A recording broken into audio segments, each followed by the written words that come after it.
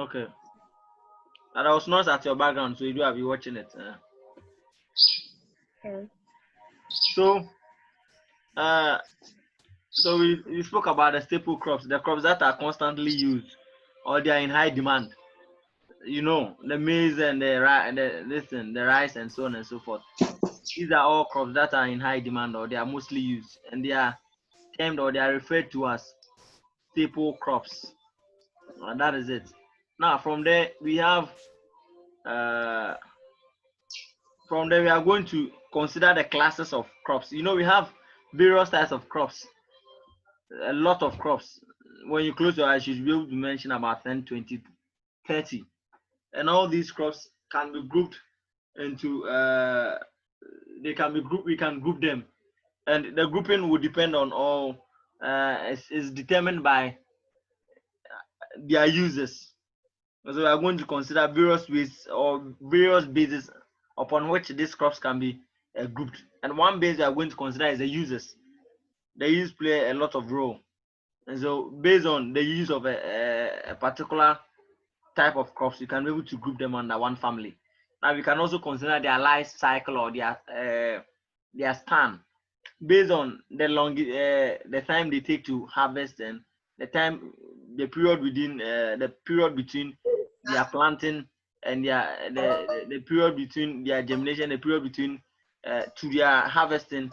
We can be able to group these crops to in one another family. Now we can also consider the botanical classification, and we can consider the methods by which these crops are propagated or are grown. We can also group them into that method. Now we can also consider the origin, whether they are exotic or they are local. That means where they come from. Are they exotic? Are they local? You know, for instance, in Ghana here, we know that sweet apple, the apples we've been buying in markets are not cultivated in Ghana. I think they are from South Africa and some other countries. And so an exotic breed. And so we are going to consider all these things. So now let's consider classification of crops based on their uses. And that's the first one I'm going to consider. Classification of crops based on their uses. Now, when we want to classify crops based on their uses, we can first consider the cereal crop or the cereal family. Now, when we say the cereal family, these are crops from grass family. They are normally from the grass family. So they look like the grass and they are normally grainy. They mainly produce grains. So example would be the maize, the millet, the sorghum, the oat, the rice, the barley, the wheat. So you realize that those classes, you see that they have similarities. That makes it so extent. And so we can, based on their uses, and majority they are mostly for carbohydrates and so on and so forth. We normally consume them as this breakfast and the rest. So you can see, and they are normally what do you call it? You when you look at it, they are normally one. You know, they are not packed together. They are here. So these are crops. So we can first consider the class of crops and their uses. Their uses. We can consider the cereal family. We can also consider the legumes. The legumes, and these are crops from the family of leguminosae. That's the scientific name for the legumes. They are from the leguminaceae family. And as we are all already aware, we know that these legume crops produces or they fix nitrogen to the soil. They fix nitrogen to the soil. And example of them of these legumes are the cowpea, granite, bambara, beans, soya beans, green gram. So these beans, nuts families, cowpea, bambara, you realize that when you look at them too, they also look alike. And we can group all these things into legume family or leguminosae family. And we can also consider the tuber crops. And these are crops which are normally produced by swollen underground stem or roots. And we can consider the cassavas, the yams, the sweet potatoes, the cocoyams, and the rest. These are all tuber crops. We can also consider another class under the uses. We can also consider the fruits. The fruits, we can consider the pineapple, pawpaw, citrus, banana, mango, tomatoes. They are all fruits. Now, we can also consider fiber crops. For the fiber crops, we can consider the sisal, the jute, the cotton, the kapok, the kenaf. These are all crops under fiber. They are used normally. They are using for industrial purposes like cotton, like jute for jute bags and so on and so forth. These are used for industrial purposes. We can also consider the beverages, the cocoa, example, coffee or coffee, and the tea distant family. They are all falls under the beverage family under usage or uses. Now we can also consider the vegetables. So the vegetables you can consider the cabbage, the carrot, the onion, the pepper, the tomatoes, the rest, the lettuce, and so on and so forth. We can also consider industrial crops. Industrial crops. So under the industrial crops, normally crops that are also used at the industries. We can consider sugarcane. We get sugar from it, so normally they are considered as industrial crops. But you know, sugarcane is a fruit too. So we can also consider the tobacco, cotton. Can also that they are all industrial crops. And we can also classify one group under the ornamental crops. And these are crops normally used for beautification. The flowers, the roses, the sunflower, the forget-me-not, the hibiscus flowers, the pride of Barbados, and the rest. These are a whole lot of this in croton, a lot lily of valley, and I want to flamboyant flowers and so on and so forth. These are all flowers that are used for the hedging flowers. And when you learn ornamental crops, you understand. You learn the types of ornamental this and so on. The green grass and they are all ornamental crops. So under the classification of crops based on their uses, we consider cereals, we consider the legumes, we consider the tuber crops, we've considered the fruits, we've considered the fiber crops, we've considered the beverages, we've considered the vegetables, we've considered the industrial crops, and we've also considered the ornamental crops. Now, after this, we also said that crops can be classified based on their cycle or their span. That means when we talk of span, when we are to plant the crops today, we are considering the time it takes the plant to move from what do you call it, from the germination state to the cultivation state. And so within that period is what we call the span or the life cycle. And so here we are going to consider three main types of crops or classes of crops here. Now we are going to consider the annual crops. Annual crops. Annual is an English word, and crops we already understand. So when we say annual crops, we are talking about crops that last for a season or a year. Before this, like the cabbages, the lettuce, and I know cabbage takes about 6 months.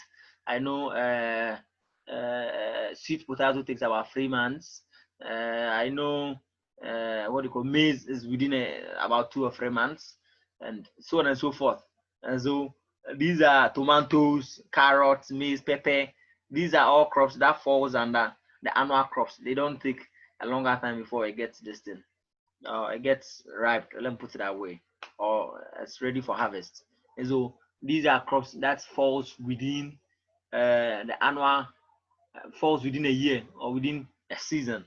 Now we are also going to consider another class called the biennial crops or biennial crops. I don't know how to pronounce it.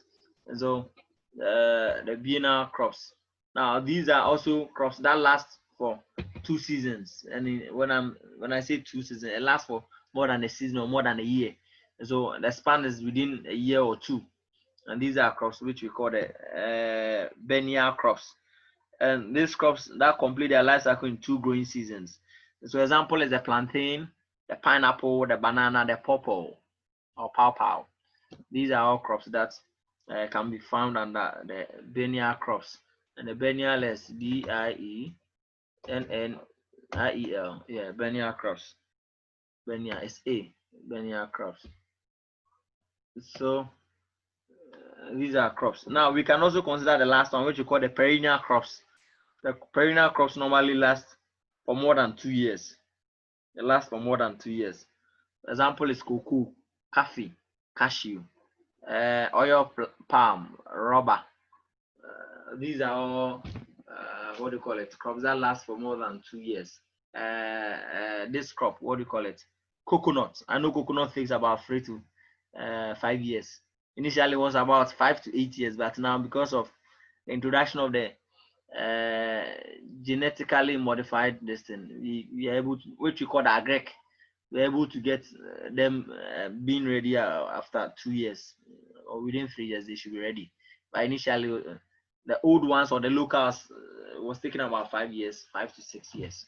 And I know cashew too now.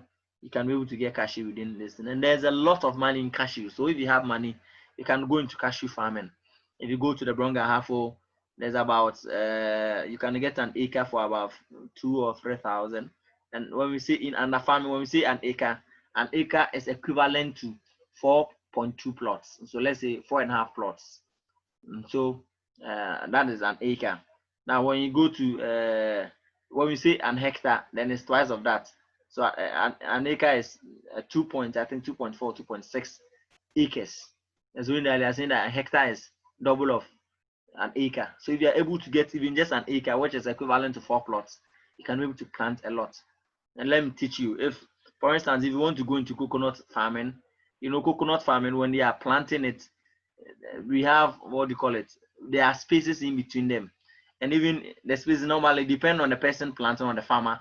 The spaces can be 5 by 5. When we say 5 by 5, that means 5 meters by 5 meters, something of that sort. That's the spacing. And so sometimes you can get 10 by 10. And when you have that spacing, in between the spaces, you can even decide to cultivate some, what do you call it, cabbage or some this cashew, sweet potato. Sweet potato takes about 3 months to be ready. So if you are planting coconut, that will take you about 2 years, or that will take you more than 2 years. Then farming will be very difficult. You have to consider all these things. So in between, you can be planting your cabbages that you can cultivate within a short span. Then you can be using that funds, you can be selling it and be using that funds to clear the bush, cater for your farms, and so on and so forth. If you want to go into cassava farming, then there are a lot of rooms for cassava farming. Even the cassava itself, you can sell it. After selling the cassava itself, you can be able to sell the cassava is a saka, the cassava sticks, the one we use in planting the stems. You can sell that one alone. That one alone is business. You can sell the stems, and you can also sell the cassava itself. And you can also use it. You can process the cassava to do gari. So that is a lot of business you can do only with cassava. So there's farming is very lucrative. It's just tedious, but it's very lucrative if you get the right people to manage your farms for you. From there, the cashew, for instance, you can do something called honey cultivating, and so you can be able to cultivate honey in your distance, your farms for a period of reason. By the end of the year, you just go and check whether the bees have been able to make the honey for you, and you can also sell the honey as a side business too. So there are a lot of opportunities in farming. I have a friend who is doing about 30 acres of cashew farming. He's a friend. I think I was. Yes. Then we have the botanical classification. Those plants that are used for the botanicals, like for the vegetations, that include the leguminosae, the graminae, the compositae, and the rest. When you go to the bee gardens, those crops there, these are all botanical distance. Those are crops that are used for botanical purposes. And so this thing. So if you want to go into farming, it's very nice. We are learning, but it is always expedient that in as much as we are learning this thing, the entire issue is to one day get a job. And if you find yourself to be creative and create one, or to be able to know all these things, it will give you an extra advantage over people. So for instance, as we've all completed what do you call it, service, some people are home, they are not doing anything, they depend on their parents. Others too are being creative and they are doing business and they are making money. So that brings the difference between the two of you. You get it? So it's very nice to learn all these things. Don't always say me them a science student, so this and this and this. You can learn. And if you want to go to agrek and all those days when you are going to agrek, you think there's no money in it. But if you go into agrek, there's a lot of money. If you can just be a what do you call it, a poultry farmer and be one of the richest in Ghana. You can just be, because when you go into poultry farming, only the feed alone, you can sell feeds, you can this thing. You look at the poultry, you can do the broilers, you can do the layers, and only the eggs and kwa. You can imagine, for instance, if you have the whole of Megis consuming your egg, then you should know the amount of money you're making every week or every month. Because I know every week, if you still taking egg, I know every week if Megis are about 1,005, then that means every week 1,005 people are consuming your egg, and that is a lot of money. So if you have about 3 or 4 schools, if you have about 1 or 2 restaurants, you are making a lot of money. The egg, the distance is not we can buy the broilers. You can freeze them. You can what do you call it? Put them into cold store and so on and so forth. You can do some kebab and the rest. So you just have to think outside the box. We are learning this thing, so I want it to be practical. Now let's consider classification of crops based on methods of propagation. We can also consider crops based on their methods of propagation. That means how they are planted or the way in which they are planted. And you know, one method of propagation, we have 2 methods of propagation. We have the sexual and we have the asexual propagation or the vegetative. Another name for the asexual is the vegetative.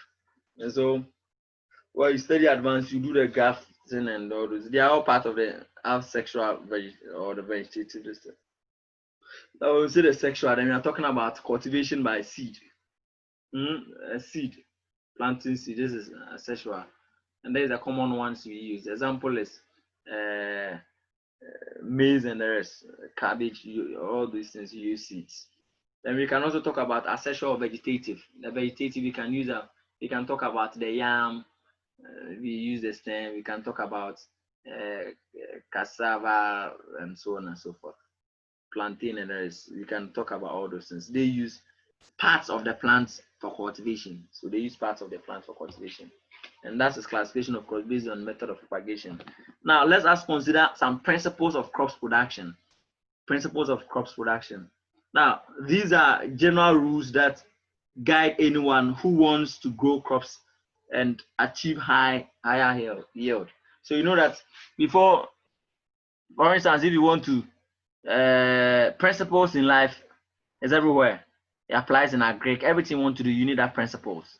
And so, for instance, if you want to be a businessman, you have to have your business plan. If you are doing lab coats business, you should have a business plan for lab coats. In the next 5 years, where do you want to go? How do you? So everything you do, you should have a plan. If you don't have a plan, then that means I don't know why you're living on this earth. You should have a plan. Okay, from here, and the plan should be plan A, plan B, plan C. So when plan A fails, you know plan B is there. When plan B fails, plan C is there. You know, so you have to learn all these things, and these are boils down to the principles of life. So you should have your principles that you live by. Now, principles of crops production. Now, these are a set of rules that a farmer would have to follow before he plants. And so we can first consider, before you want to plant, you should first consider the selection of appropriate varieties. And so you should all first consider the selection of appropriate varieties. What do you want to plant? We have maize, we have okra, we have this, and you have to consider the selection of appropriate varieties. And that is what the word is appropriate. And so you just don't select anything. You have to first consider the season, the weather, everything before you go into farming. So you don't go and plant maize during winter time or this thing. So you should consider all these things. So you first consider the selection of appropriate varieties. Then from there, that will inform the site selection. So that will inform the site you are going to select.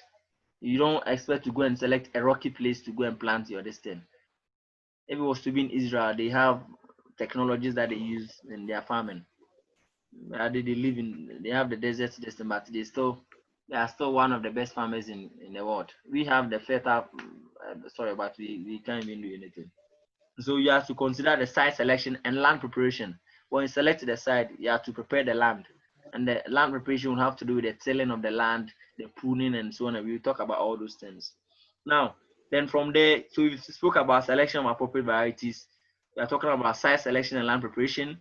We are talking about mode or method of propagation. So, for instance, if you want to plant okra, which mode of propagation will is okra? Which mode of propagation does okra use or something? And so then we can consider seed. So you consider the mode of propagation. Is it sexual? Is it asexual? That you know how to come about it. Then you consider cultural practices. The cultural practices has to do with the daily keeping of the farms. When we get there, we talk about that. You also have to consider the pests and disease control. What normally affects our farmers is this thing, pest and disease control. It really affects them. So some people will say, oh, farm is not lucrative because they didn't really even get the right pesticides and so on and so forth. And how to control diseases. You're supposed to learn about your crop. So if you want to go into cabbage, you're supposed to read wide about cabbage, know the season, know the type of diseases that normally affects them, and so on and so forth. Check the soil, the pH of the soil, and a lot of things will have to go into it because it's a huge investment. And crops or farming, we depend on farming. So we all depend on food. And so it's a daily consumable. And in life, I was listening to Dangote. He says they are afraid, currently there are three industries that if you want to do business and be successful, you can go into. The food production business, which have to do the farms and the selling of foods. And these are daily consumables. So even after COVID and there was lockdown, still government said we should open. Farm market women should go because you can't starve inside. So food will always go, and before food will go, there should be farmers who plant. And so this is a lucrative business. The IT sector is one also lucrative business because of the way the world is going. When you also go into the fashion business, there's also one good business because day in day out people put on clothes. So you have to consider all these things. Now, the last one I'm going to consider the harvesting. After considering all these things, then we talk about harvesting. How are we going to harvest them? The methods of harvesting. Do you have the combined harvesters and the rest? You have to talk about all those things. What goes into harvesting? Then processing. How do we process them? Talk about storage and marketing. I went to a business forum, I think last 2 years, 2018. And there's this man who has been able to process, we call it dry mango. I don't know if anyone has tasted dry mango before. And it's like plantain chips. And he has packaged it like plantain chips and he was selling it. It was so nice. Just the pack, like the 1 cedi plantain chips we've been buying. He sells that pack as 5 cedis. And it was so nice. Already mango is so sweet. And they've dried the mango. So when you take the mango, you feel it as a woody toffee. It was so nice. And this is what we call the processing. And I learned the business is situated at Bronga Afo. And it was so nice. So they have the mango farms. After planting and after harvesting, they process the this and then they bring it on markets. I also know people are into potato processing. They do the potato chips and the plantain chips, and these are all processing methods. And we know the paste and the rest, they are all processed. So you can look at all these things. Now, selection of appropriate varieties. Selection of appropriate varieties. And so we can delve much deeper. So the varieties of crops selected should be able to resist drought. So the crops you select should be able to resist drought. It should be able to resist pests. When we say drought, when there's no water, when there's this thing, you should be able to resist it. It should be able to resist pests and diseases. So that means it should be healthy. And other factors such as yield potential, I should have a high yield property, and it should have a high growth habit, a high growth habit, a high growth habit. It shouldn't be stagnant, and the maturity period should be also considered. So you have to also consider the time it takes to mature. When the distance goes, you start again. We do our last part. Then from there, we consider the site selection. And so this is influenced by the factors such as soil. So the site selection, based on what you are going to plant, are you going to select a site which is full of clay? Are you going to select a site which is full of loam? Are you going to select a site which is full of sand? You have to consider all these things. You also to consider the climatic conditions of the site. So you realize that the climate of Eastern region is far different from Accra here. I always want to be at Eastern region because the weather is so nice. And even Eastern region, there are different climates in Eastern region. So people living in Ebri and Manfi, they have one climate. Those living in Koforidua and the rest, you realize that it's not the same. So you have to consider all these things. Then you have to consider the topography. When we say topography, the nature of the land. Is it hilly, and so you have to consider all those things. And the sources of water. Is your farmland close to water? You have to consider all these things. The road to the farm, is it far from the road? You have to, is it far from market? You have to consider all these things because it is business. It is only in Ghana here where people just do the farming for farming's sake. But outside, it is a big business. So normally, those who do it for farming sake, they don't get anything out of it because they don't consider a lot of factors before going to farming. They just go, they buy the land and just farm. But if you are really mean business, you're supposed to consider all these factors. That is why you realize that most of our cocoa farms and our this and they are all in the villages, and the network or the road networks in our villages are poor. So when after cultivating or after getting all their destiny, they are not even able to move. Car is not even able to go there to get this thing, especially in the rainy seasons. The roads are bad, and they are not even able to get these crops from the farm site to what do you call it, the market on time. And some end up getting spoiled and so on and so forth. So these are all factors that if you want to, if some of us want to go into farming, you have to consider. Now from there, we also have to consider the land preparation. That will involve how to clear the land, the soil tillage, and the seed bed preparation, and so on and so forth. Now, under the land preparation, let's consider soil tillage or tilling of the soil. Now, when we say soil tillage, it is the physical manipulation of the soil for optimized conditions which are favorable for plant growth. And so we till the land, we physically manipulate the land. When you go, we have machines that we use in the tilling, and so we use that just to aerate the land. And you turn the land just to optimize the conditions favorable for the plant growth. And I know we've all seen some before. Especially when you want to do cabbage this thing, the beds you even do, you have to till all those beds to this thing. And the advantage or the reasons why these soils are filled is because now we want to improve the soil structure. We want to improve the structure of the soil. Number two, we want to control the soil erosion. Number three, we also want to control the weeds. Number four, we want to increase soil aeration, the air that passes through there, so we want to increase it. Number four, we want to facilitate the infiltration and the percolation of water into the soil, how water is able to go into the soil. We want to consider all those things. And to control pests, diseases,